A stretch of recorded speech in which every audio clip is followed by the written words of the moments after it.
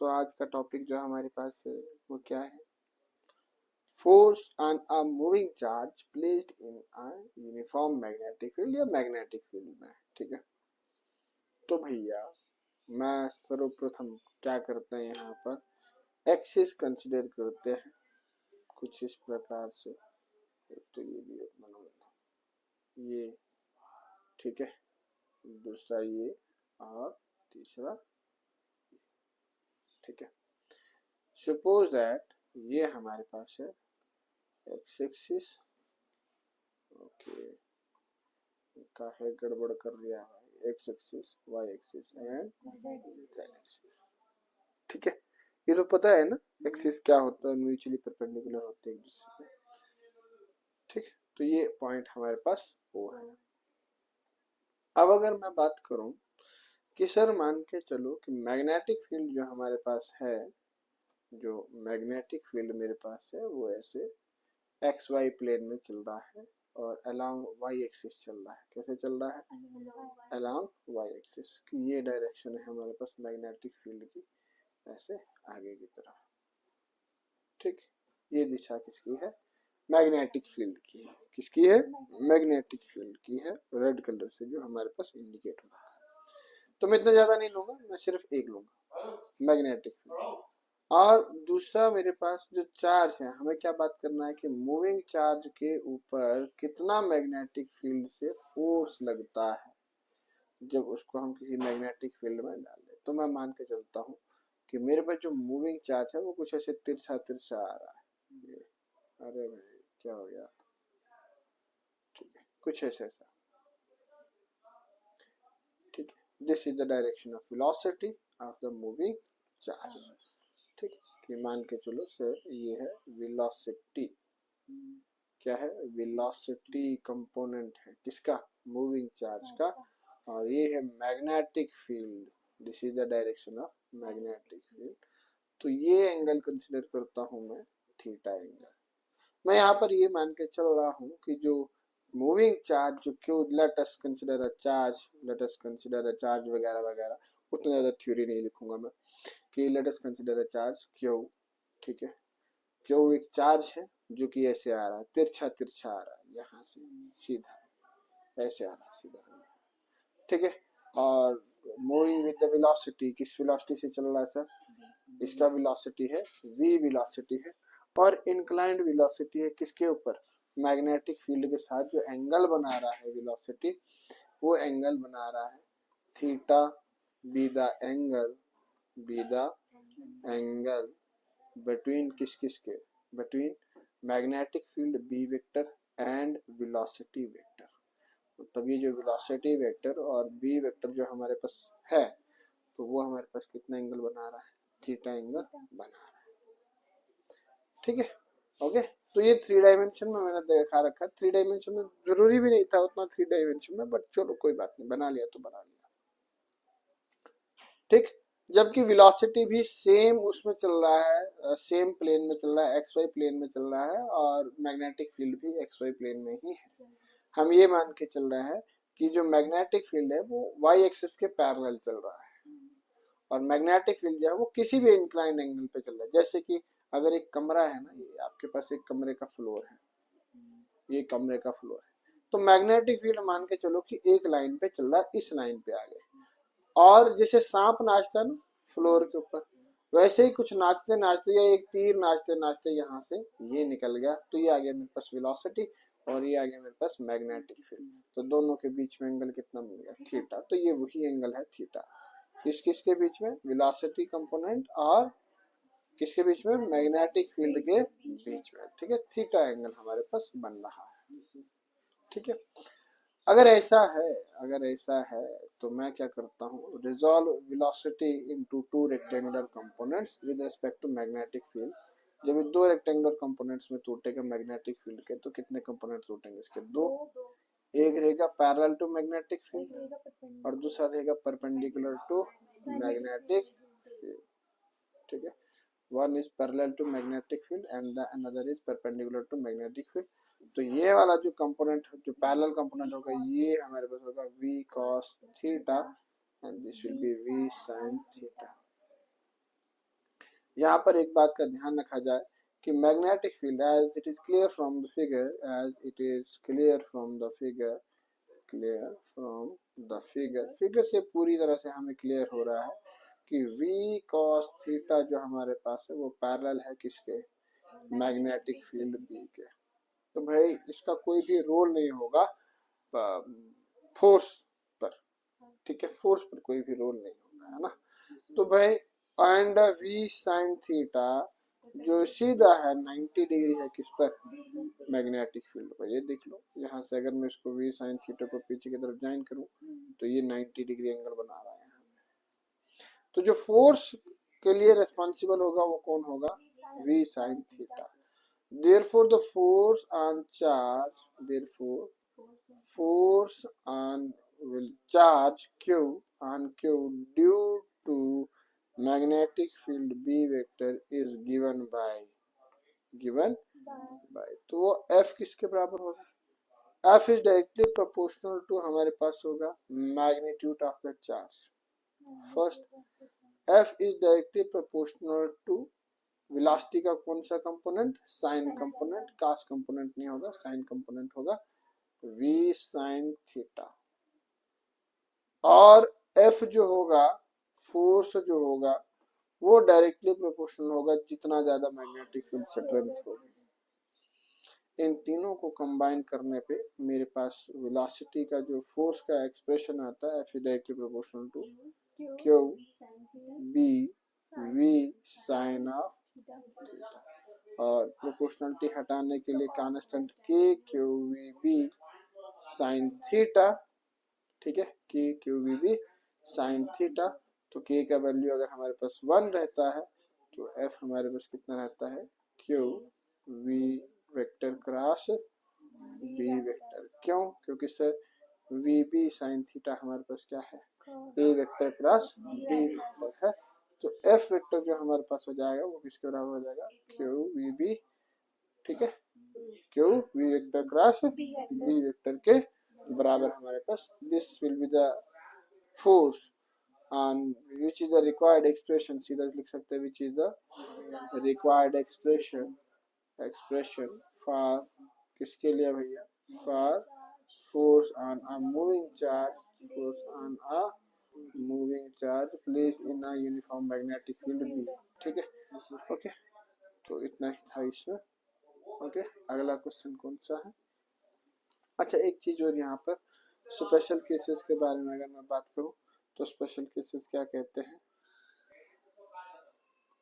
Special cases क्या कह रहे हैं, कहता है कि भाई अगर अगर मान के चलें कि ये मेरे पास मैग्नेटिक फील्ड है, कुछ इस प्रकार से मैग्नेटिक फील्ड है और ये चल रहा है चार्ज, ठीक है, ये देख लो यहाँ पर, छोड़ो उस डायग्राम को, चाहे यहाँ पर देख लो वहां पर देख लो, कोई बात नहीं, देख लो ये चार्ज मेरे पास है क्यू चार्ज, ये मैग्नेटिक फील्ड मेरे पास आगे की तरफ जा रहा है और ये चार्ज जो है ये विद द वेलोसिटी v से हमारे पास आगे की तरफ मूव कर रहा है और कितने एंगल पर मूव कर रहा है भाई, थीटा एंगल। मैंने इसको यहाँ पे रिजॉल्व किया, जब रिजॉल्व किया तो मेरे पास दो कंपोनेंट आ गए, एक ये आ गया v cos थीटा और दूसरा आ गया v sin theta. Sine theta only responsible है फोर्स के लिए।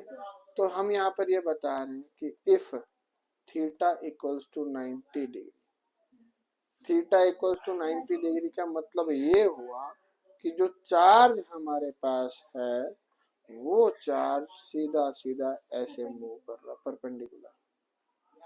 अगर थीटा 90 डिग्री के बराबर हुआ तो हमारे पास फोर्स कितना हो जाएगा, देयरफॉर एफ हमारे पास कितना जाएगा, q we B sine of 90 degree and that is equals to q we B के बराबर, एफ जो हमारे पास हो जाएगा क्यू वी बी के बराबर।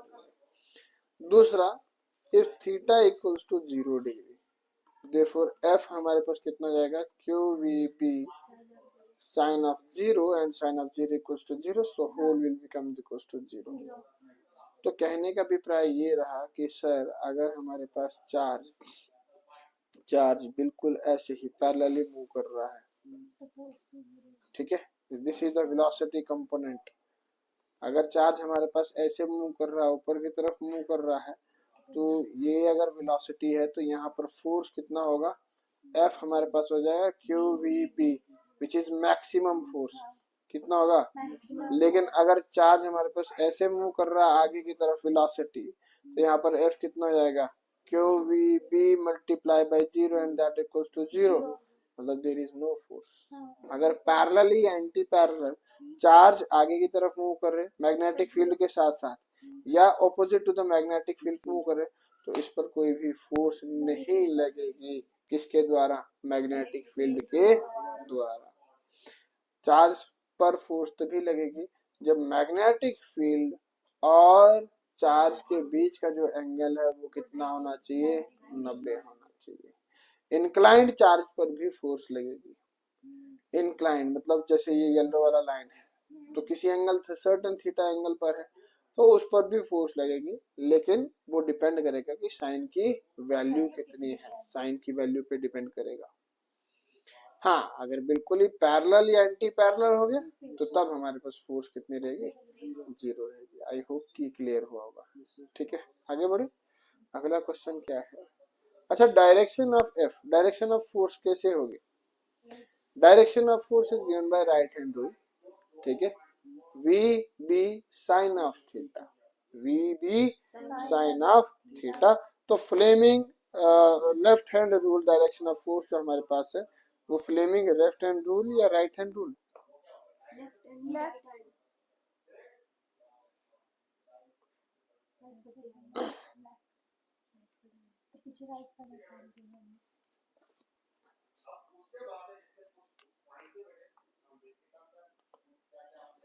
Direction of force, direction of F is given by Fleming left hand rule. Fleming left hand rule वो क्या बताता है कि भैया अपने हाथों को इस प्रकार से स्ट्रेच करो, लेफ्ट हैंड को, such that the four finger point the direction of the magnetic field. Four finger जो आपके magnetic field, central finger point the direction of current and the thumb represent the direction of the force experienced due to the charge. अरे भाई, ये आपका thumb रहा, left hand stretch कर रहे ना, ये आपका थंब रहा, और ये आपकी फिंगर, और ये आपकी फोर फिंगर। ठीक है, लेफ्ट हैंड रूल। ओके, तो कहता है फोर फिंगर क्या रिप्रेजेंट कर रहा है, डायरेक्शन ऑफ, कौन है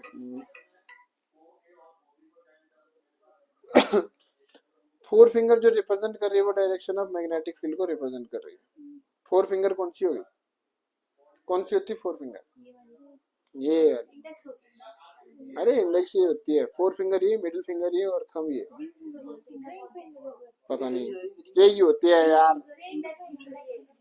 तुम्हें खुद नहीं पता है। ये वाली फिंगर जो है, देखो, छोड़ो, देखना, ये वाली फिंगर जो है ये रिप्रेजेंट कर रही है मैग्नेटिक फील्ड को, और ये रिप्रेजेंट कर रही है direction of flow of charge. ठीक है, तो थंब आपका क्या रिप्रेजेंट करेगा, डायरेक्शन ऑफ फोर्स। ठीक है, ये हमारे पास क्या होगा, ये होगा फोर्स, ये होगा डायरेक्शन ऑफ मैग्नेटिक फील्ड, और ये होगा direction of current. Current flow of charge मतलब करंट है ना, तो कहता है ये हमारे पास कैसा होगा, V क्रॉस B। तो V क्रॉस B अगर हम ऐसे करते हैं, V vector cross B vector है ना, ठीक है, कि F हमारे पास कितना है, F is equal to q V vector cross B vector. तो जब हम यहाँ से यहाँ की तरफ चलते हैं तो फोर्स हमारे पास ऐसे ऊपर की तरफ होगी, perpendicular to the plane consisting V vector and B vector. इसका मतलब जो चार्ज है ना, चार्ज जो है वो ऊपर उठेगा, चार्ज ऊपर उठ जाएगा, बिल्कुल उठेगा। क्यों? क्योंकि ये बता रहा है ना डायरेक्शन ऑफ फोर्स कहाँ को लग रही है, वी वेक्टर और बी वेक्टर के प्लेन पर परपेंडिकुलर, प्लेन के परपेंडिकुलर। तो भाई मान के चलो कि एक चार्ज हमारे पास यहाँ से आ रहा है, ऐसे घूमता हुआ बहुत मजे से आ रहा है, यहाँ पर उसको मैग्नेटिक फील्ड मिला, यहाँ पर उसको मैग्नेटिक फील्ड मिला, तो ये कहता है कि वेलोसिटी और मैग्नेटिक फील्ड के परपेंडिकुलर हो जाएगा। तो आपको क्या लगता है वो इधर जाएगा? नहीं, वो ऐसे ऊपर की तरफ उड़ जाएगा, ऐसा आगे भी चलता जाएगा और ऊपर भी उठता चला जाएगा। तो ये रहेगा हमारे पास direction of force. Actual motion हमारे पास ऐसा रहेगा। ठीक है कि भाई तो ये क्या रिप्रेजेंट कर रहा है, फोर फिंगर डायरेक्शन ऑफ, एक तो आपको खुद कंफ्यूजन हो रही, डायरेक्शन ऑफ मैग्नेटिक फील्ड, ठीक है, मिडिल फिंगर जो है direction of current, middle finger direction of current I Q upon T I, या फ्लो ऑफ चार्ज आप यहाँ पे बता दो, फ्लो ऑफ चार्ज, क्योंकि अभी हम वो करंट नहीं बता रहे ना। और हमारे पास जो थंब है, thumb represents direction of force, direction of force. ठीक है भैया, ठीक है, ओके। अगला जो हमारे पास है दैट इज लॉरेंस फोर्स। कौन सा? Lawrence force. तो लॉरेंस फोर्स क्या कहता है, कहाँ गया भाई,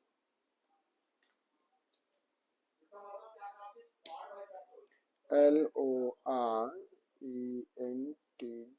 लॉरेंस फोर्स। लॉरेंस फोर्स कहता क्या है, लॉरेंस फोर्स कुछ भी नहीं है। अगर मैं तुम्हें बताऊं कि मेरे पास ये इलेक्ट्रिक फील्ड है, suppose that this is the electric field,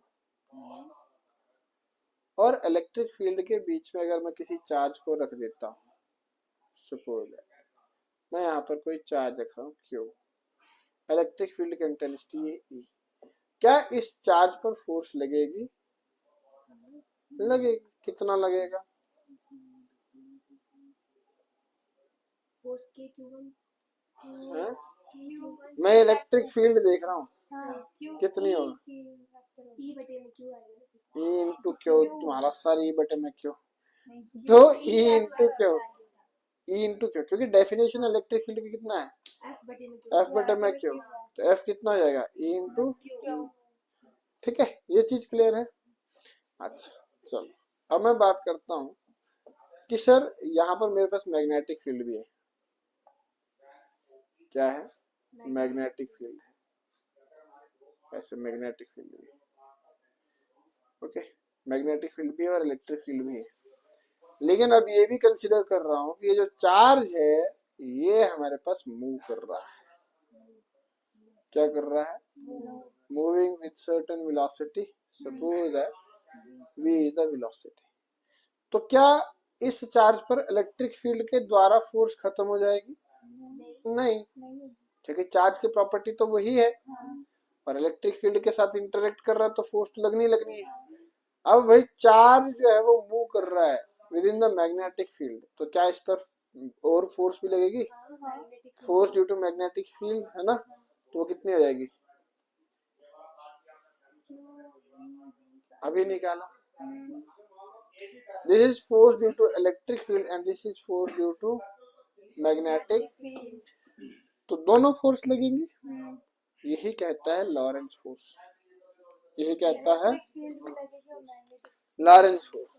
और लॉरेंस फोर्स क्या कहता है कि अगर एक मूविंग चार्ज को आप इलेक्ट्रिक फील्ड और मैग्नेटिक फील्ड के बीच में रखो तो वो हमारे पास क्या है, दोनों फोर्सेस का एक्सपीरियंस करेगा, दोनों फोर्सेस को एक्सपीरियंस करेगा। अगर मैं इसको इक्वेशन नंबर 1 और इसको इक्वेशन नंबर 2 मान के चलता हूँ तो मेरे पास ये कितना हो जाएगा, therefore net force, therefore net force on q due to electric field and magnetic field and that force is given by f, हमारे पास कितना हो जाएगा, f जो हो जाएगा force due to electric field plus force due to, तो total force हमारे पास कितना जाएगा, E into q plus q we B sine of theta. 2 तो यहाँ से अगर मैं क्यू को बाहर निकालता रहे भाई, F is equal to Q को बाहर निकालता हूँ, तो यहाँ पे बच्चा मेरे पास electric field plus V vector cross B vector, इसको बड़ी ब्रैकेट में रख लो, ठीक है, इसको इस वाले ब्रैकेट में रख लो, ठीक है। तो ये रहेगा मेरे पास नेट फोर्स, और यहाँ पर भी वेक्टर डाल दो। चलो, इस पे वेक्टर डाला तो इस पे भी वेक्टर डालना होगा, इस पे वेक्टर डाला तो ये वी बी साइन थीटा, और यहाँ पे एन कैप डालना होगा, तो ये F vector F vector F vector, तो ई वेक्टर एफ वेक्टर, और यहाँ पे एन कैप, तो मैंने इसको लिख दिया v vector cross B. So this force, ये जो फोर्स होगी, इसी फोर्स का नाम है लॉरेंज फोर्स। और लॉरेंज फोर्स कहता है कि टोटल फोर्स इलेक्ट्रिक फील्ड के कारण भी लगेगा और मैग्नेटिक फील्ड के कारण भी लगेगा, ठीक है। अगर चार्ज मूव कर रहा है, अगर चार्ज मूव नहीं कर रहा है, तो यहाँ पर देखो, अब मैं इस वेलोसिटी को अगर मैं कह दूं कि ये वेलोसिटी कितनी है, 0 है, अगर चार्ज मूव नहीं कर रहा और यहाँ पे सेंटर में प्लेस्ड है, जहां पर मैग्नेटिक फील्ड तो है ही है, इलेक्ट्रिक फील्ड भी है, दोनों फील्ड्स हमारे पास है, दोनों फील्ड्स हमारे पास है, लेकिन अगर चार्ज मूव नहीं कर रहा, मतलब वेलोसिटी कंपोनेंट कितना, इलेक्ट्रिक फोर्स को तो हमारे पास कोई दिक्कत नहीं पड़ेगी, इलेक्ट्रिक फील्ड के द्वारा जो फोर्स लग रही है उसको तो कोई इश्यू नहीं है, क्योंकि वो स्टैटिक, इलेक्ट्रोस्टैटिक ही आता है, इलेक्ट्रिक फील्ड स्टैटिक पोजीशन में आता है, तो ये फोर्स तो तब भी लगेगी, ये वाला फोर्स जो है ये तब भी लगेगा, लेकिन ये वाला फोर्स है डायनेमिक पोजीशन में चार्ज की, डायनेमिक मतलब चार्ज का पोजीशन जो वो चेंजिंग है, ठीक है, वेलोसिटी में। तो अगर ये वेलोसिटी 0 हो गया तो ये फोर्स भी हमारे पास कितना जाएगा।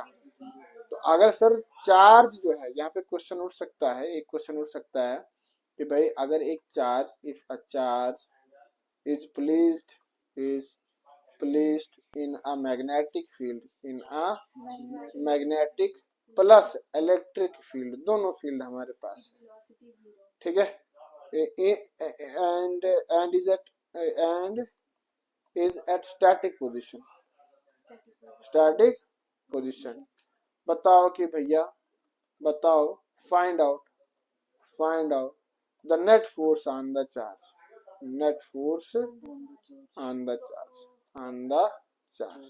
तो भाई यहाँ पर दिक्कत ये है कि पहले हमारे पास बता रखा है कि स्टैटिक पोजीशन का मतलब कि वेलोसिटी कितना, 0।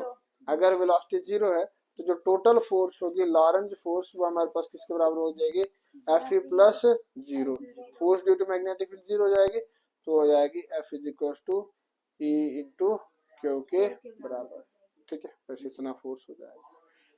ये ध्यान रखना कि वो स्टैटिक पोजीशन में बताता है या नहीं। ये फोर्स तभी एप्लीकेबल है जब चार्ज हमारे पास वेलोसिटी में है, जब चार्ज हमारे पास मूव कर रहा है, ठीक है भैया।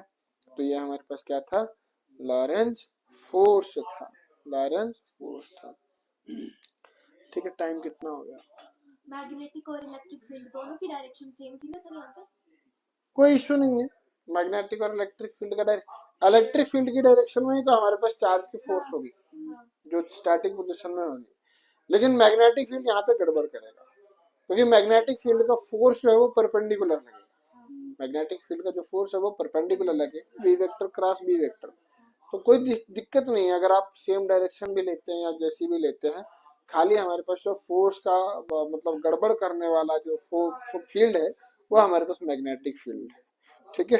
तो आप जैसे मर्जी लो, उसका कोई उतना ज्यादा है नहीं।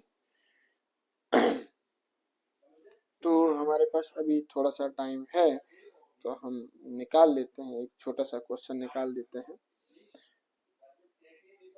ठीक है। एक छोटा सा क्वेश्चन क्या बोल रहा है,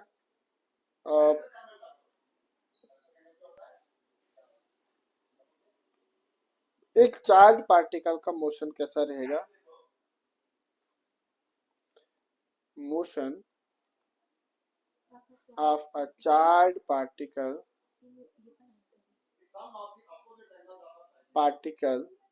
in uniform magnetic field, in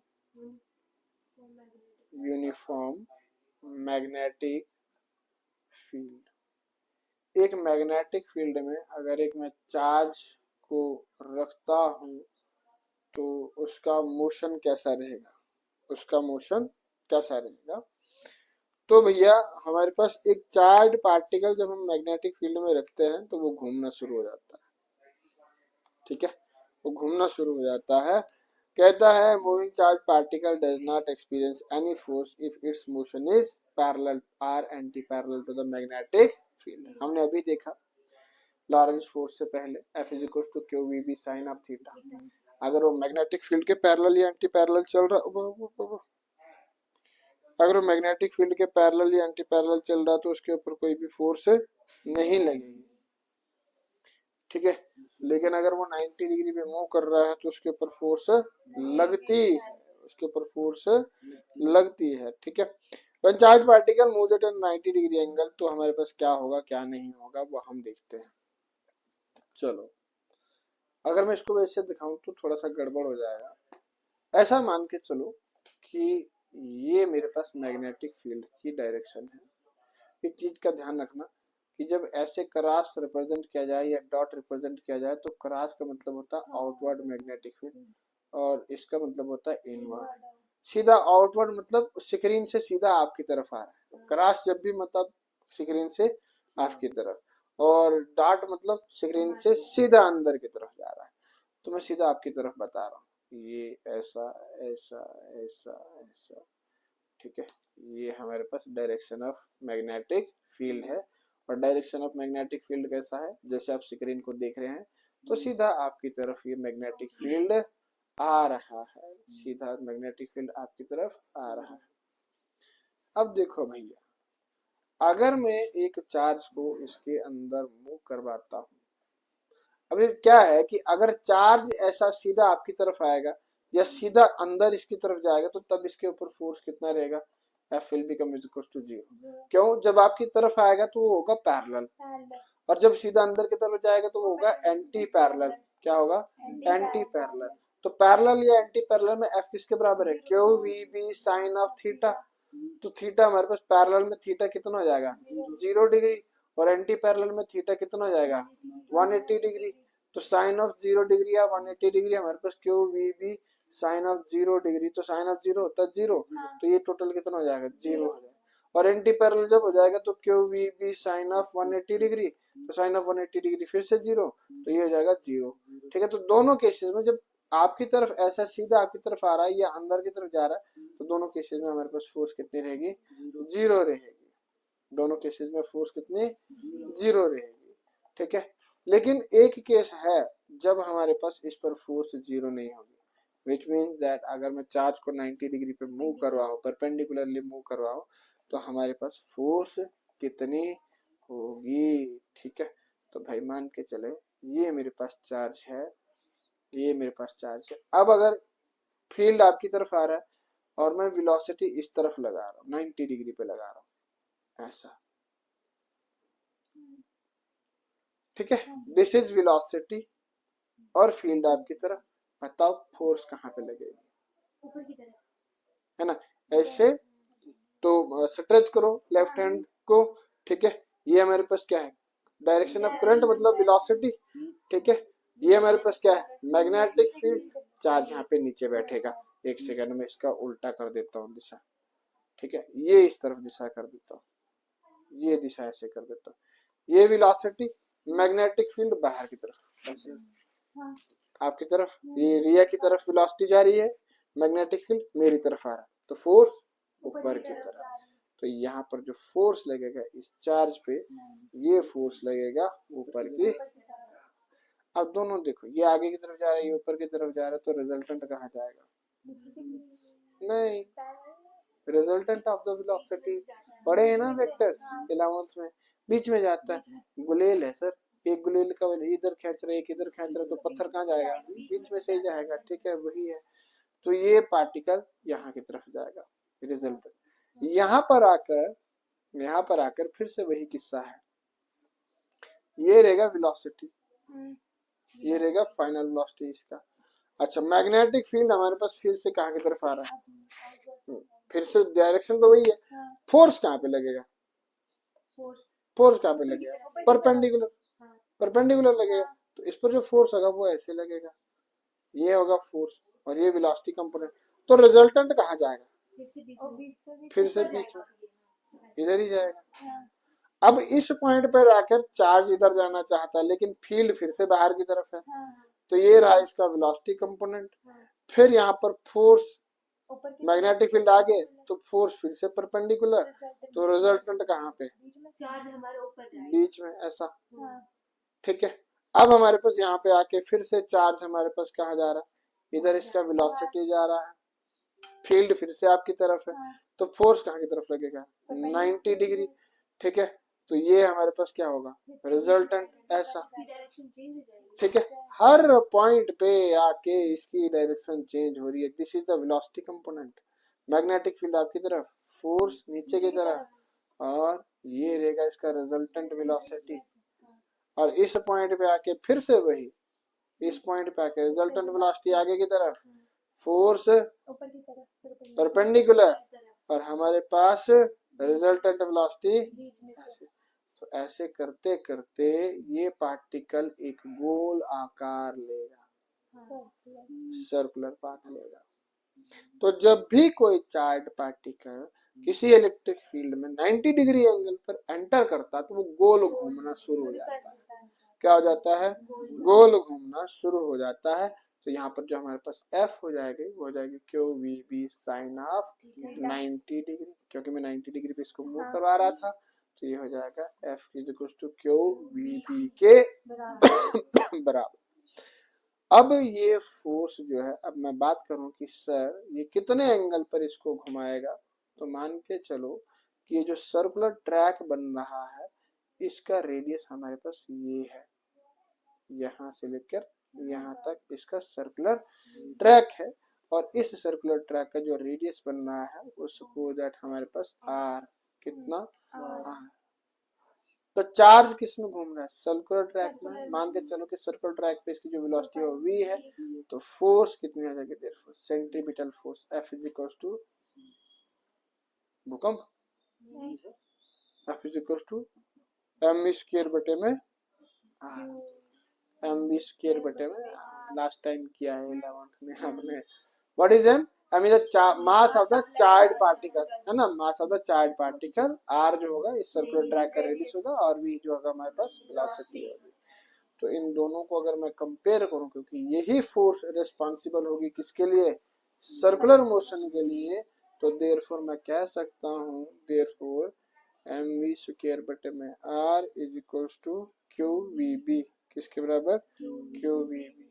तो यहाँ से अगर मैं आर का वैल्यू निकालना चाहूँ, तो एम वी स्क्वायर बटे में q we B is equal to r, एक वी खत्म, तो आर हमारे पास किसके बराबर है, एम वी बटे में mass into velocity, that is momentum, that is momentum.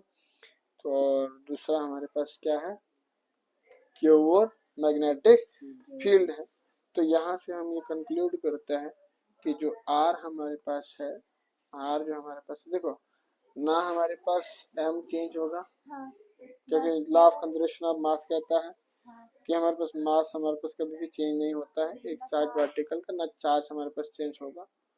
ठीक है, तो रेडियस जो है वो किस पर डिपेंड करेगा,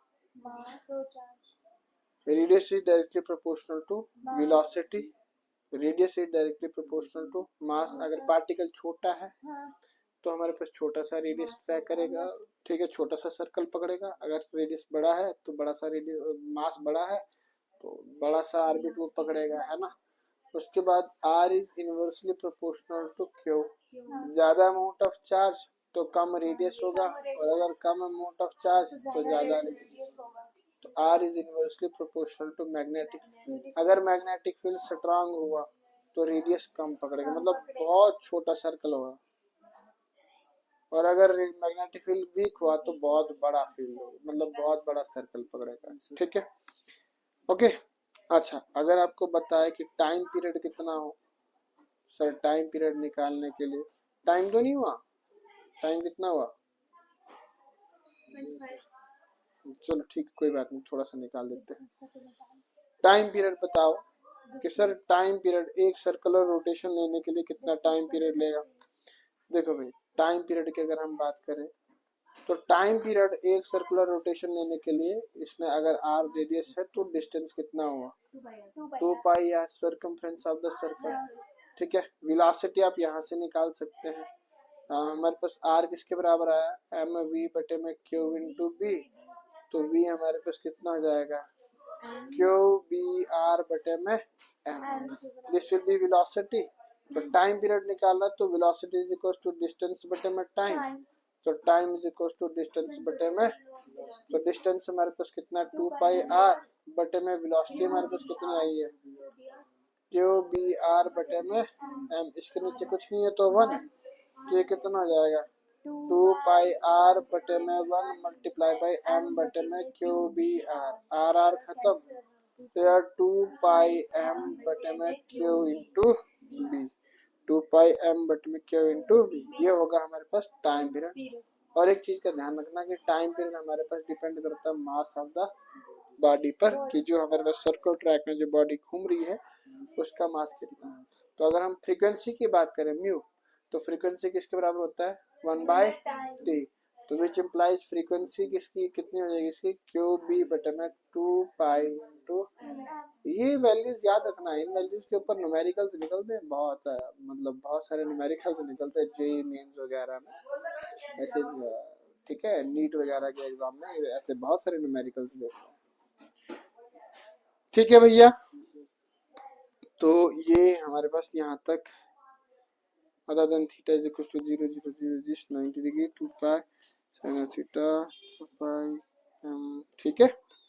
तो इसके बाद हम नेक्स्ट टॉपिक हमारा क्या रहेगा साइक्लोट्रॉन, तो आपका डिलीट है। ठीक है, पिच ऑफ द हेलिक्स नहीं ये डिलीटेड है, लेकिन इसके ऊपर ना बहुत मजेदार है साइक्लोट्रॉन। साइक्लोट्रॉन होता क्यों यूज होता है, पता है किसी को क्यों यूज होता है साइक्लोट्रॉन? एक चार्ज पार्टिकल को मोशन में लाने के लिए साइक्लोट्रॉन का यूज होता है, न्यूक्लियर रिएक्शन को भी।